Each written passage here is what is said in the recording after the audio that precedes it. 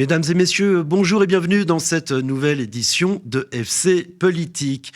Entre un référendum que d'aucuns accusent d'être électoraliste et un groupe politique qui a déjà dévoilé le nom de ses 3 prétendants en vue des communales 2026, c'est certain, en ville de Gland, les élections sont lancées. Avec en prélude l'annonce de 3 des 7 membres du collège municipal de ne pas se relancer dans une nouvelle campagne électorale. Élections communales en ville de Gland, ces municipaux ne se représenteront pas en 2026, mais ils sont sur le plateau de FC Politique pour faire un petit bilan de leurs actions et peut-être des défis qui attendent la ville de Gland.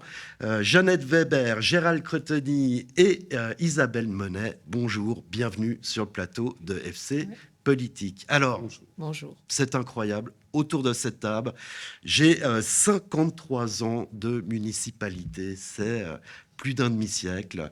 Une longévité assez impressionnante. Et là, il y a un grand silence. J'ai envie de revenir un petit peu au début de votre engagement politique et puis de savoir justement pourquoi on s'engage pour une communauté, pour une ville telle que celle de Gland. Allez, Jeannette Weber.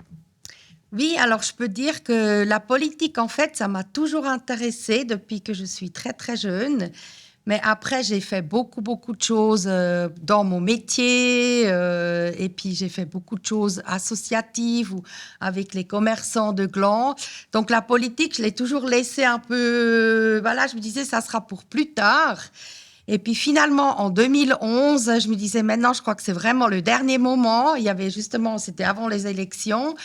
Et je me disais, maintenant, je me lance. Après, je me disais, dans quel parti est-ce que je pourrais aller? Donc, je me disais, voilà, le PLR, ça me convient assez bien.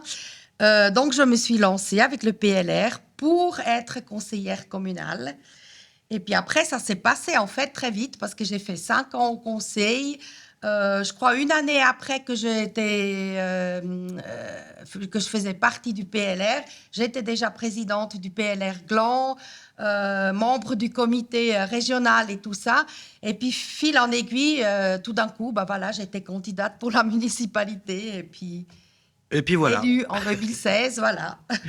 Et puis vous, Isabelle Monet, alors est-ce que cet engagement politique, il a toujours fait partie de votre ADN ?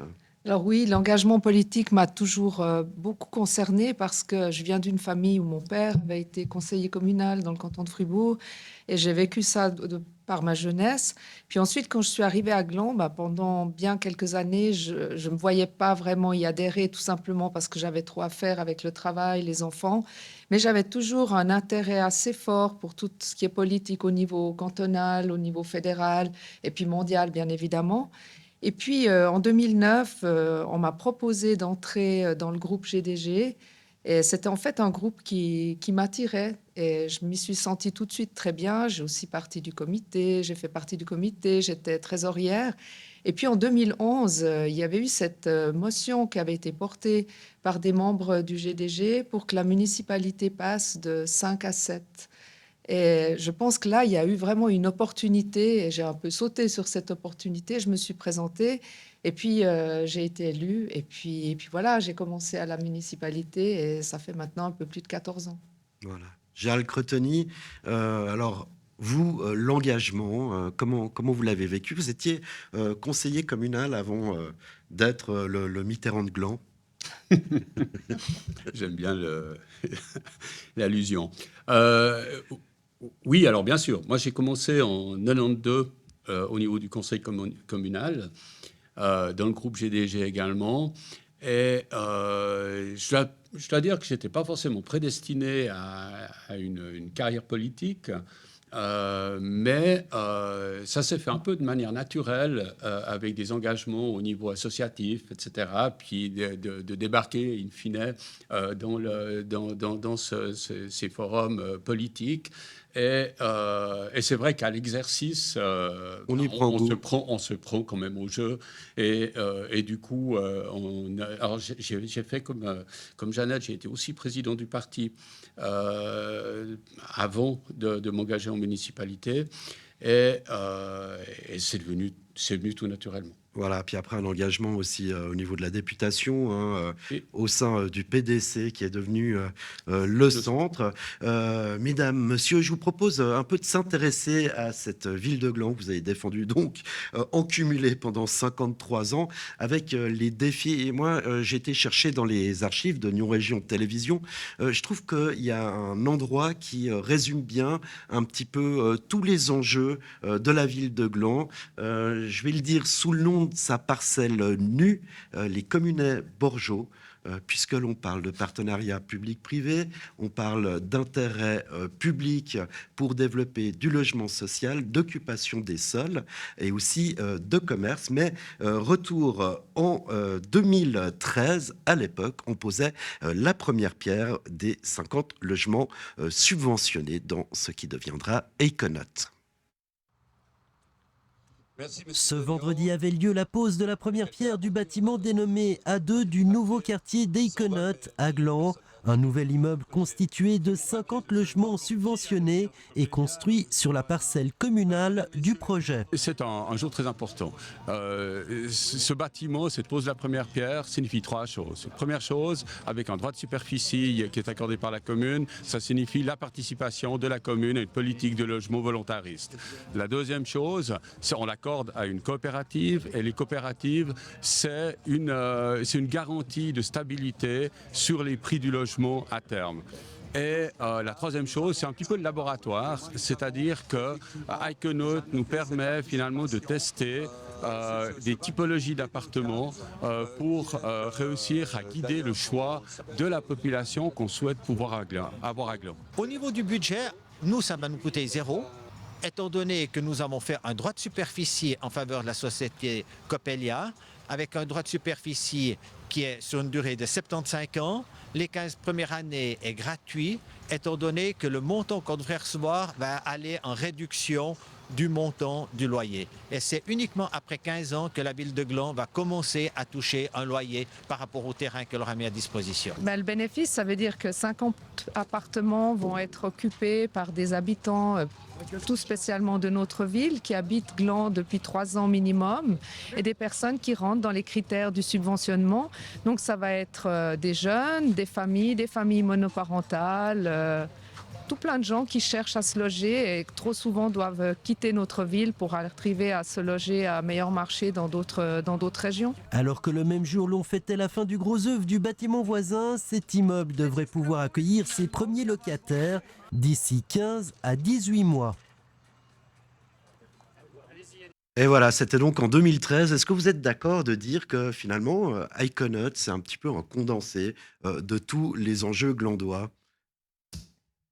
Si, Isabelle si Monet, je peux prendre la je sens parole. lancer. Je pense à l'époque, lorsque Econote a été pensé, on en avait parlé comme d'un laboratoire. En tout cas, au niveau architectural, c'était vraiment un test de voir est-ce que c'est possible d'avoir un écoquartier, comment est-ce qu'il va se constituer, est-ce qu'il y aura la possibilité d'avoir une vraie mixité dans le quartier. Et je pense qu'on peut dire oui, parce qu'il y a eu au départ les premiers immeubles, c'était du logement loyer libre à un certain niveau. Ensuite, il y a eu du loyer libre un peu plus bas. Il y a des PPE qui ont été construites. On a eu deux terrains sur ce quartier à pouvoir mettre en droit de superficie. Et là, c'était aussi un petit laboratoire au niveau de la ville parce que le premier immeuble, on avait accordé un droit de superficie à la mobilière Swiss Asset Management. Et là, on a pu proposer, je crois, 16 appartements protégés. C'était quelque chose de tout nouveau dans notre région. Et puis ensuite, ces appartements qu'on a intitulés loyer abordable. En ce temps-là, la L3PL n'existait pas encore.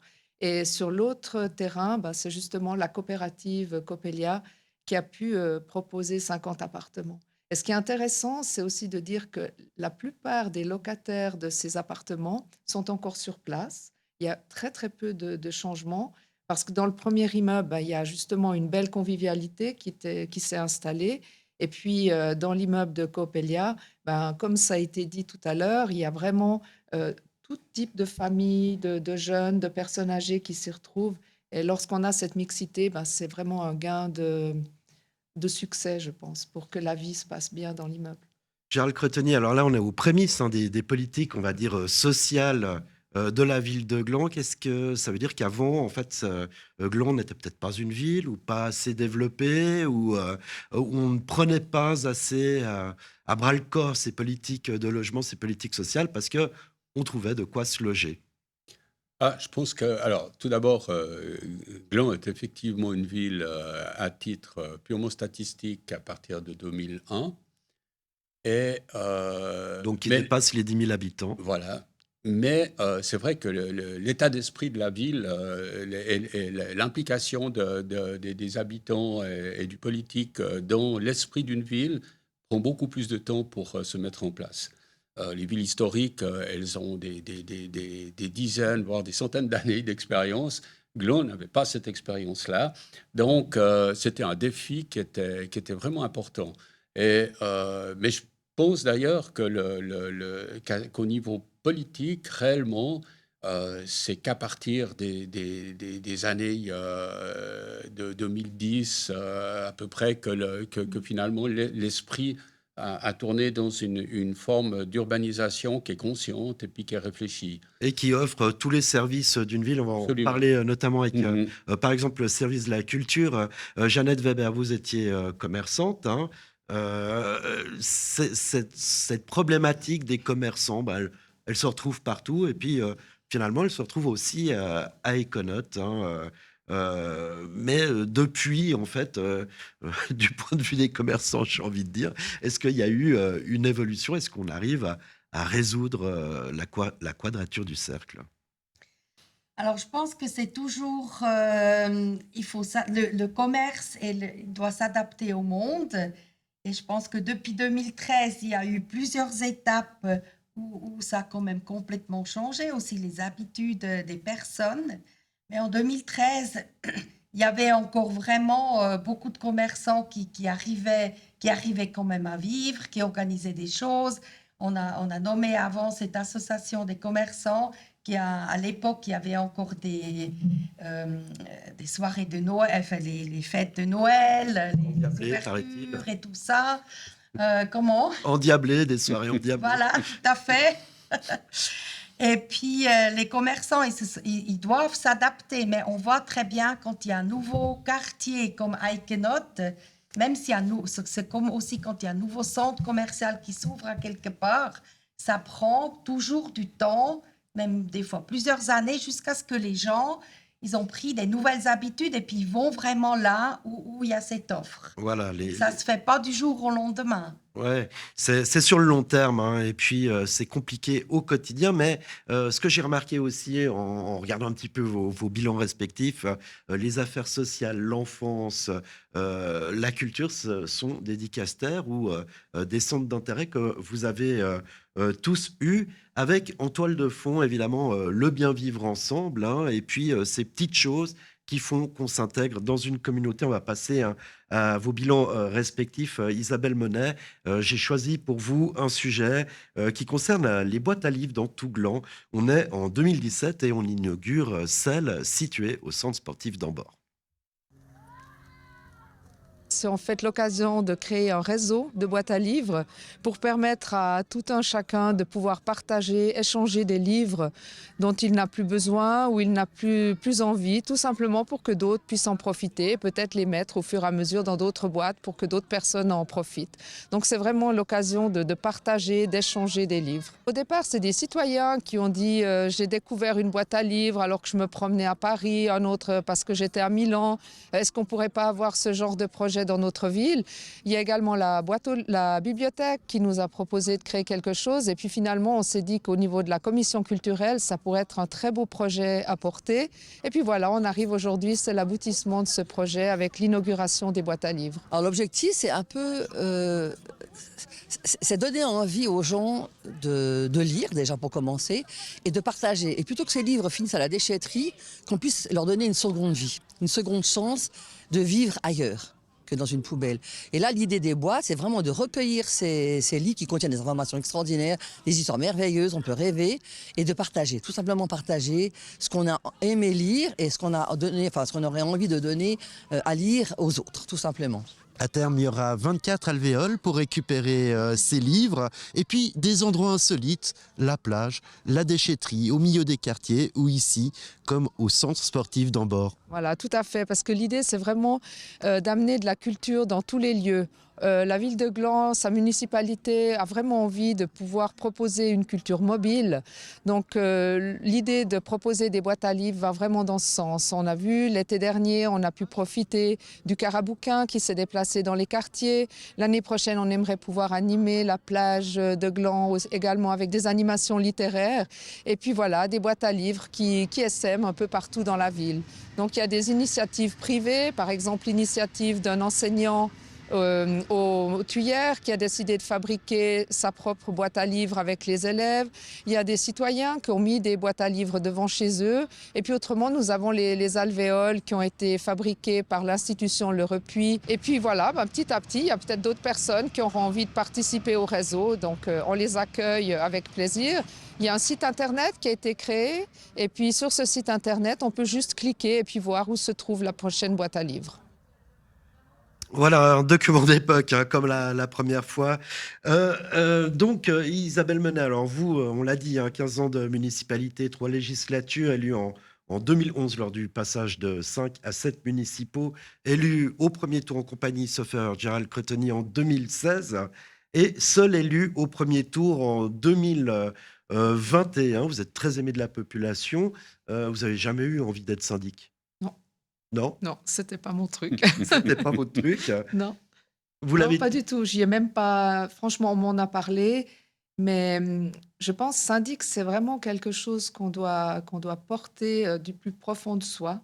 Et c'est pas que je porte pas du plus profond de soi ce que j'aime, mais la culture, c'est vraiment une chose qui m'a passionnée. Et je trouve que ce service et ce dicaster qui a été déployé avec la culture, le logement, les affaires sociales, la politique de la santé, des aînés, les relations avec les communautés religieuses, c'est vraiment quelque chose qui me correspondait, mais qui me correspond en fait encore parfaitement parce que je trouve qu'avec ce dicaster, on touche vraiment l'habitant sous tout plein d'angles. Et c'est pour moi le plus important finalement. Ces années que j'ai passées à la municipalité, c'était vraiment de pouvoir apporter des choses peut-être qui manquaient ou des choses qu'il fallait encore un peu plus améliorer.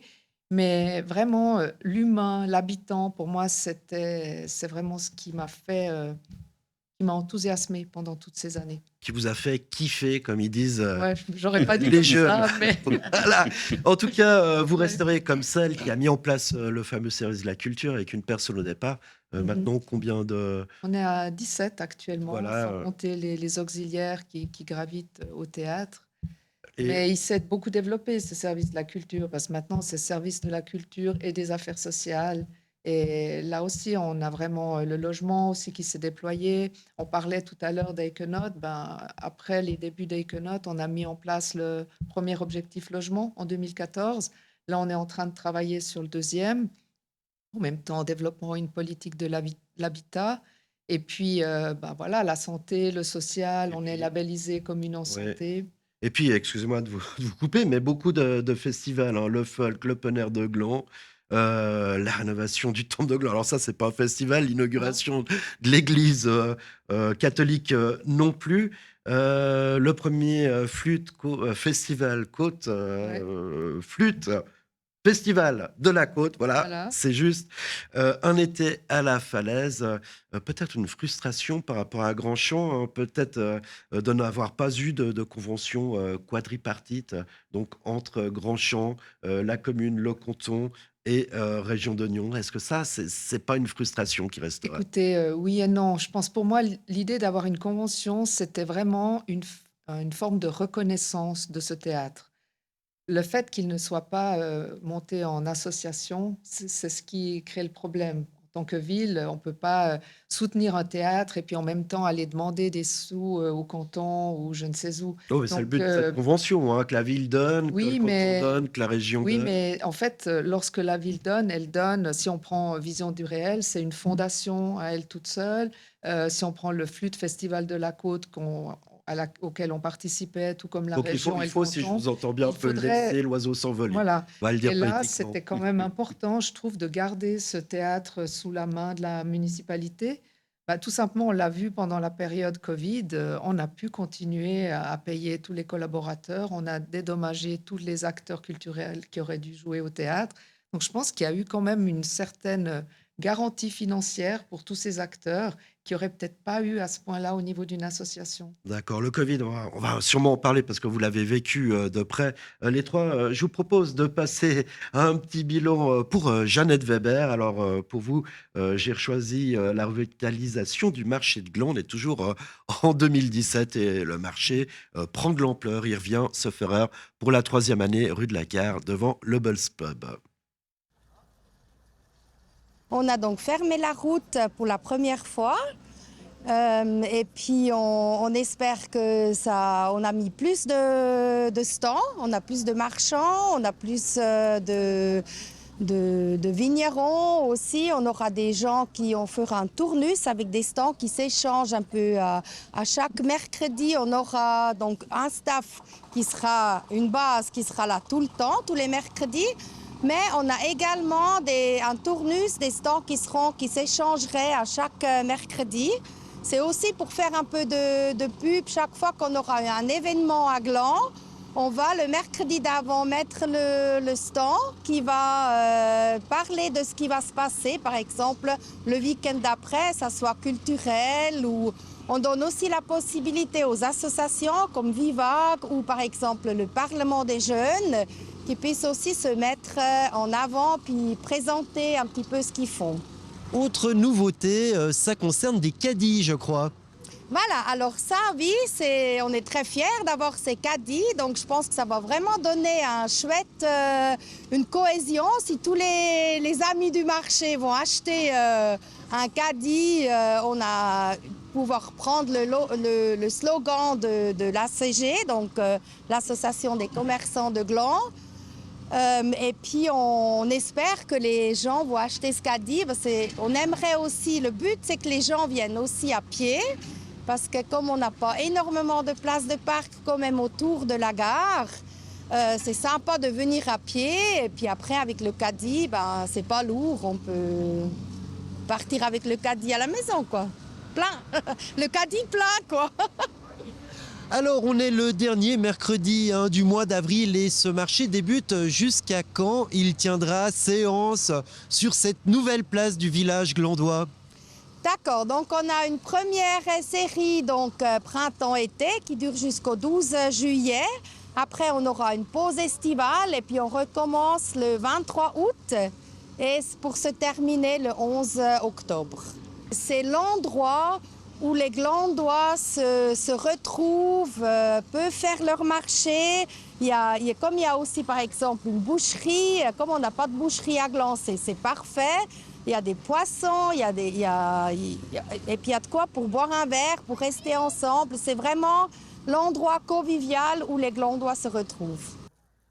Voilà, Jeannette Weber, j'ai choisi ce sujet. Pourquoi? Parce que vous mettez aussi en avant votre bilan concernant les avancées sociales, alors que ce soit sur la nouvelle loi pour les naturalisations, la stratégie d'évolution du TUG, les cafés contact, pour faciliter l'intégration des femmes et hommes allophones, la petite enfance, la création du site internet grandir.ch, le festival des tout petits.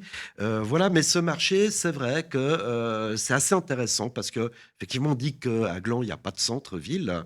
Et il a trouvé un peu cette place éphémère à côté de la gare pour que les gens se rencontrent. Hein. C'est le lieu aussi des campagnes, c'est le lieu où on va se présenter à la population. Oui, tout à fait. Vous avez parlé avant que c'est difficile que Gland devient vraiment, comment Gland est vraiment devenu une ville. Et ce qui est très important, c'est qu'une ville, elle doit avoir du vivant, elle doit avoir du mouvement. Et je pense qu'avec le marché, c'est typiquement quelque chose qu'on a mis en place pour que les gens se rencontrent, pour que les gens y bougent, pour que les gens y sortent. Et également avec tous les événements qu'on a créés ces dernières années au sein de la ville de Gland. au sein du service de la jeunesse aussi, on a mis pas mal de manifestations et d'événements en place où on fait vraiment bouger les gens. On change aussi de quartier. Comme vous dites, il n'y a pas de centre de ville, donc on doit aller un peu partout. On a plusieurs quartiers qui deviennent très chouettes. Entre autres, le dernier quartier La combat. qu'on a créé, la Combat, qui est maintenant aussi, qui a ses débuts, qu'il faut faire vivre. Et là, on a le 27 septembre, on va faire notre Gland ça marche. On l'a exprès choisi de faire le centre, enfin le départ du rallye là-bas, pour que les gens viennent découvrir ce nouveau quartier. Alors, ce qui est intéressant, c'est qu'avant, le centre de Gland, c'était la déchetterie, hein. Tout le monde s'y retrouvait, on allait boire un coup, on devisait, on faisait campagne, comme je l'ai dit. Et puis, c'est vrai qu'avec ce marché, le centre s'est un peu déplacé. On passe, j'ai envie de dire, du ventre à la bouche, je vais le dire comme ça. Alors ça, c'est une mesure qui peut sembler peut-être simple à mettre en place, mais j'imagine qu'elle est malgré tout assez compliquée. Et vous, la frustration que vous avez, peut-être, c'est que tout prend tellement de temps entre l'idée, la validation, la concrétisation. Quand on est dans une municipalité, c'est vrai qu'on dit qu'un préavis, suivant le projet, peut prendre entre 1, 2, 3, voire 4 législatures. Et quand je l'ai dit juste avant à Gérald Cretonny, il m'a dit « ou jamais ». C'est ça, hein, cette frustration, c'est le temps que ça met. Oui, tout à fait. Et puis, c'est vraiment c'est quelque chose qu'on doit apprendre quand on rentre en municipalité. Moi, j'étais toujours indépendante dans ma vie, donc j'avais une idée. Le lendemain, je pouvais la concrétiser, en fait. Et puis, comme vous avez dit, en municipalité, il y a toutes ces étapes, il y a les lois. Déjà, il y en a 6 autres. Voilà, et tout ça. Il faut déjà que les autres l'acceptent aussi. Et c'est vraiment quelque chose qu'on doit aussi souvent expliquer. Et je vois par exemple maintenant où j'ai le service enfance et jeunesse, où on fait aussi pas mal de projets avec les jeunes. Et là, c'est aussi très compliqué. Eux, ils ont toujours l'impression qu'on les a oubliés. On a parlé de ça, on a dit on va mettre ça en place. Mais comme il y a peut-être plus qu'une année qui va se passer que ça sera vraiment réalisé, on doit prendre l'habitude de vraiment tout le temps les rappeler qu'on est en train de faire, ça va se faire. On vous a pas oublié. C'est vraiment un autre. Eux, ils ont tout à fait une autre vue, une autre logistique de tout ça. Ouais. Ouais, c'est plus compliqué de travailler avec les enfants, avec les aînés. Question ouverte. Je pense que c'est pas difficile ni avec les uns ni avec les autres finalement. Sauf que les enfants, quand il y a un projet, ils peuvent devenir adultes le temps que le projet Mais je pense qu'il y se a, réalise. si je peux me permettre, il y a aussi beaucoup de projets qui vont finalement très vite. Vous évoquez Vivag, les aînés. Eh bien là, il y avait eu Madame Labouchère qui avait fait un postulat au conseil communal en demandant qu'on se soucie un peu des aînés. Mais très vite, c'était juste avant que j'arrive, Gérald était déjà autour de la table, ils avaient tout de suite pris contact avec Prosenectouté, ils avaient fait un diagnostic communautaire. Et je crois en même pas 6-8 mois, le préavis avait été accepté. Les premières réunions se mettaient en place et de là est né Vivag. Et quand on voit le résultat, je me dis, il y a des choses qui vont très vite. Ou je prends l'exemple de l'open air. Là aussi, je crois en 6 mois, on a monté un open air. On était les premiers qui repartions avec un open air dans une ville. Ça avait un petit peu, les gens étaient moins intéressés à y participer. Et là aussi, il y a eu un postulat au conseil communal. Et très rapidement, on a mis en place cet open air. Et cette année, c'était la 14e année, 13e ou 14e année, je crois. Oui, alors c'est vrai qu'il Il y a des choses qui vont très vite. Il y a des choses qui vont très vite, d'autres qui vont plus lentement. C'est vrai que Gland a eu la particularité d'être d'une part précurseur en politique d'aînés avec Viva Gland et d'autre part d'être en même temps la ville la plus jeune de Suisse, double casquette. Assez intéressante. Et puis un autre enjeu, ça a été de se départir de cette idée qu'on avait certainement préconçue que Gland n'était qu'une ville dortoir. Hein. Gérald Cretonny, alors pour vous, extrêmement difficile de choisir un sujet pour illustrer un peu ces 28 années passées à la municipalité. Alors, je suis parti de la fin avec la présentation de votre concept de sécurité à Gland. Ces fameux 3 gendarmes îlotiers, on était en mars 2025. C'était il n'y a pas si longtemps. Aujourd'hui, on souhaite pouvoir bénéficier d'une force supplémentaire pour pouvoir appréhender, d'une part, d'avoir une visibilité certainement plus forte, et d'autre part, pour pouvoir avoir directement un contact avec la population. Le système des îlotiers, c'est effectivement des gendarmes qui sont totalement équipés et qui ont toutes les compétences d'un gendarme traditionnel, mais qui sont dédiés uniquement au périmètre de la ville de Gland. Un COPIL sera créé, on appelle ça des bureaux opérationnels. Et ce bureau opérationnel permettra de coordonner finalement l'effort tant des équipes de l'administration que de la gendarmerie. Avec Police Nyon Région, on rentre dans une association intercommunale, ce qui veut dire malgré tout que la municipalité, quelque part, perd un peu le contact avec sa sécurité, parce que c'est celle qui est mise en place par l'association et pas par elle-même, alors qu'ici, dans le cadre des îlotiers, nous avons une gestion qui se passe en collaboration entre la gendarmerie et la municipalité. Un policier qui est attribué par le canton, un gendarme, coûte environ 250 000 francs par unité. Ici, nous avons 3 îlotiers. Et à ce montant total seront déduits des participations de la commune par d'autres moyens, par des moyens tout simplement, par exemple de mise à disposition de locaux, des choses de ce type-là. Alors, l'entrée en fonction est prévue dès le début de l'année 2026.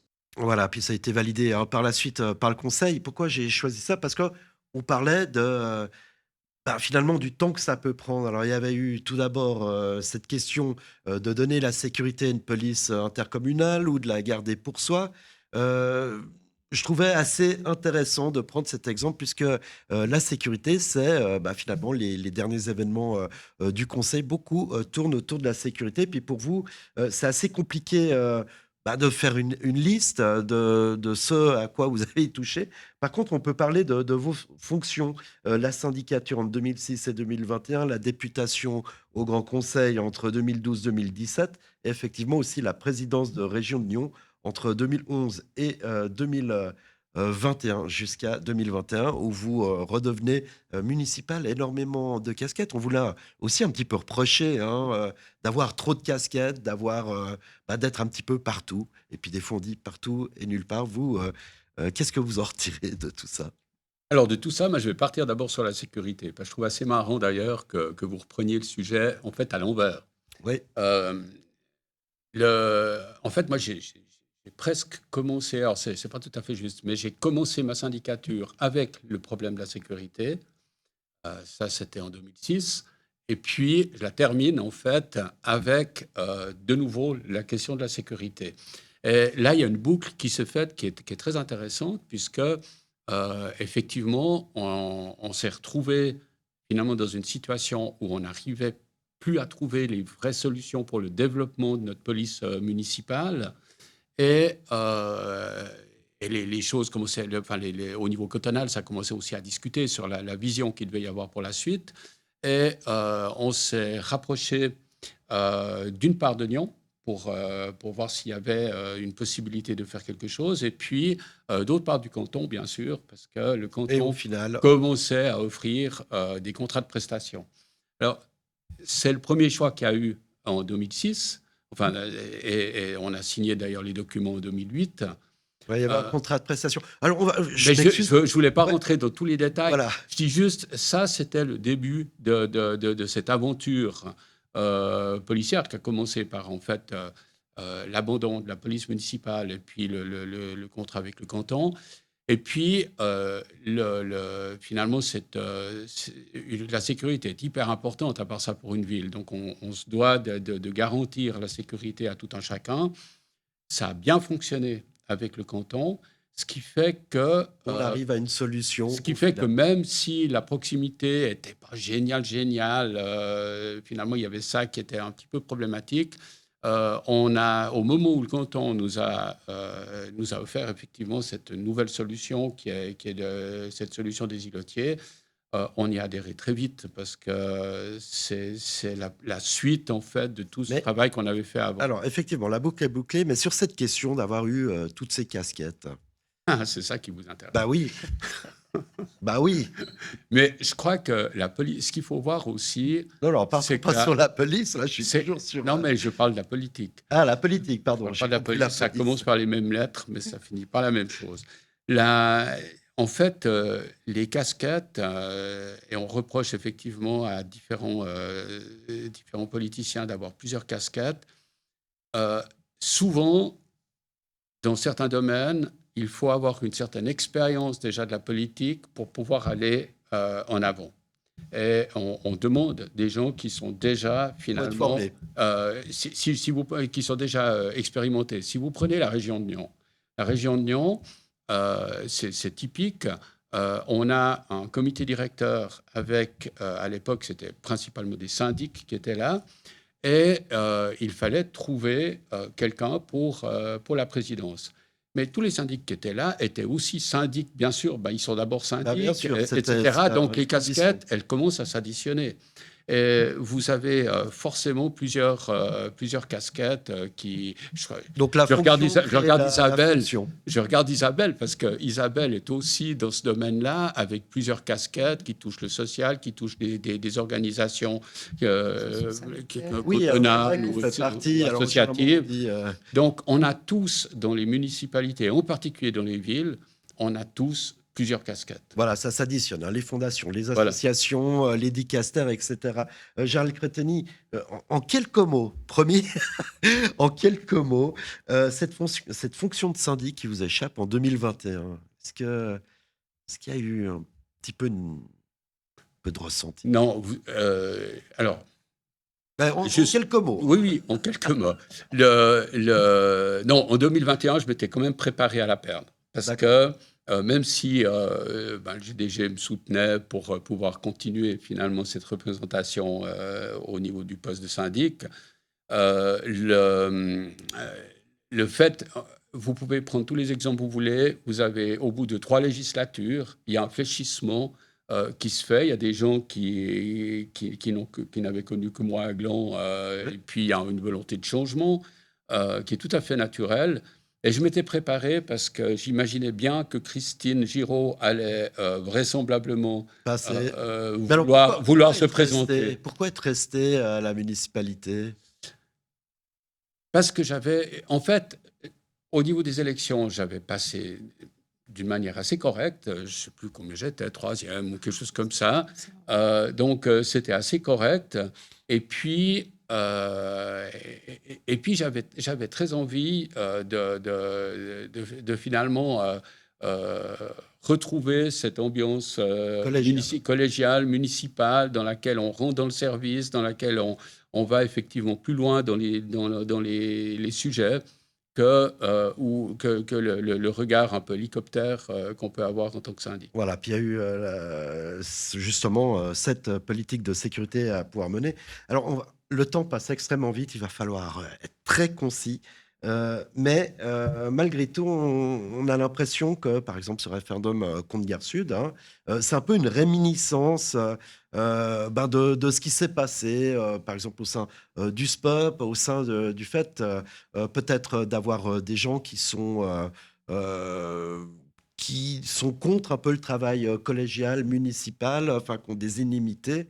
Évidemment, on pense à José Cayano, qui était ASP, et puis qui maintenant devient un des fers de lance, on va le dire, de l'opposition. Est-ce que, à travers cette question, vous n'avez pas l'impression que des fois, la politique, au centre, évidemment, c'est l'humain, mais ça crée autant la dynamique positive qu'une dynamique peut-être des fois un peu plus négative? Question très ouverte. Alors, moi j'aimerais juste répondre une chose. C'est que je pense que toutes les expériences que l'on peut faire dans ce domaine municipal ou syndic sont des expériences extrêmement positives. On apprend beaucoup.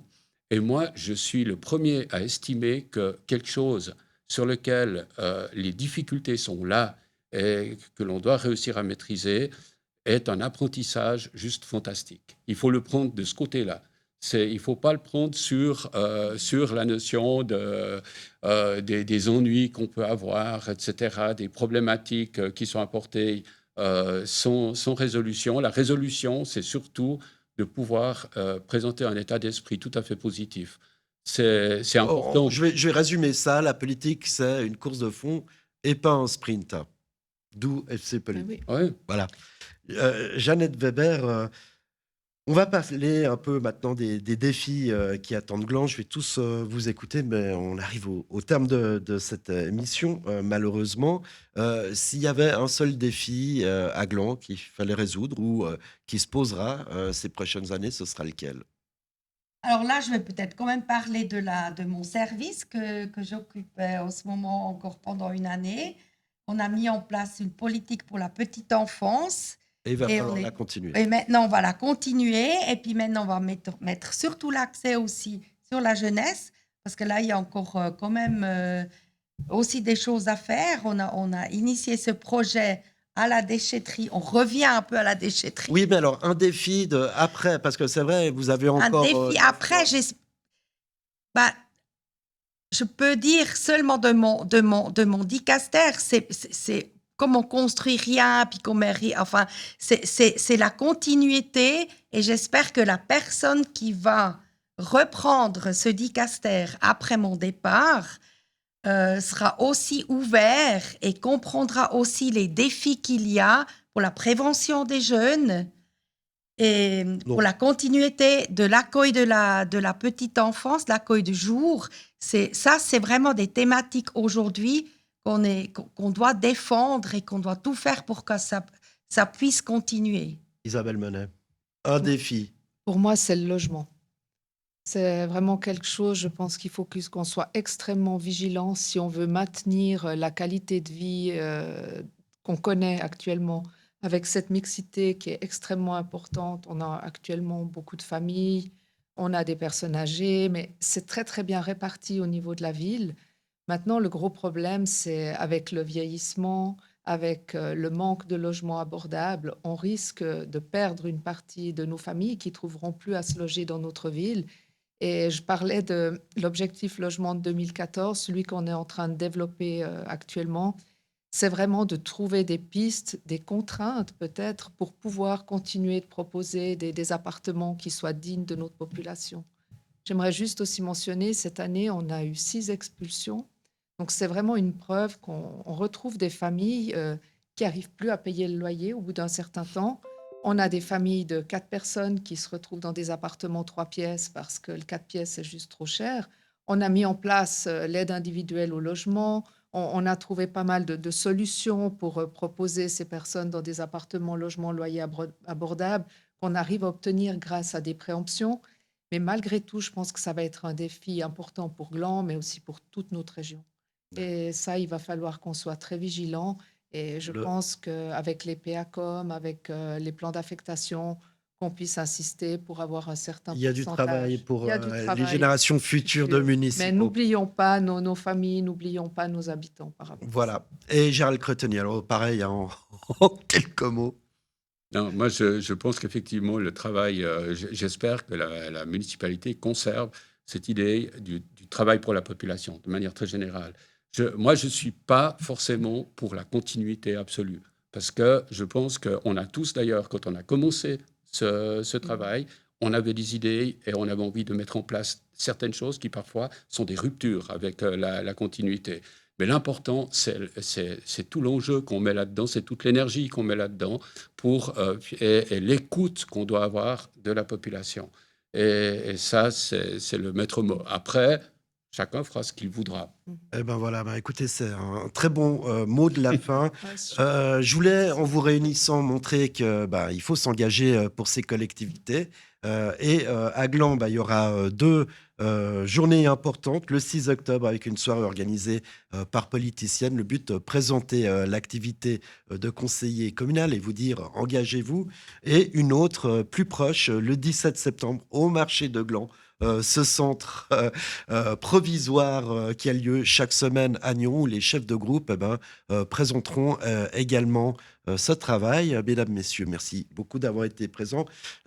Juste peut-être, allez, Euh, le soir du 30 juin, quand vous aurez quitté vos fonctions, qu'est-ce que vous faites? Oh, alors là, en une phrase, hein, vraiment, sinon je coupe. Bah, moi, je pense que j'irai manger au restaurant avec mon mari parce que je trouve que je l'ai passablement abandonné toutes ces Hmm. dernières années. Eh ben voilà, un petit message, Gérald Cretoni, à vous. Ah, moi, c'est aussi une question vraisemblablement familiale. Et puis, d'ailleurs, j'avais l'objectif de tout simplement retrouver la campagne pendant quelques jours. Se mettre au vert. Se mettre au vert, c'est exactement ça. Jeannette Weber. Alors moi, je suis déjà en train de préparer une fête que je vais organiser le 3 juillet pour fêter la fin de la politique et la nouvelle vie qui va commencer après. Eh ben voilà, la politique, c'est une vie, mais il y en a une autre à côté.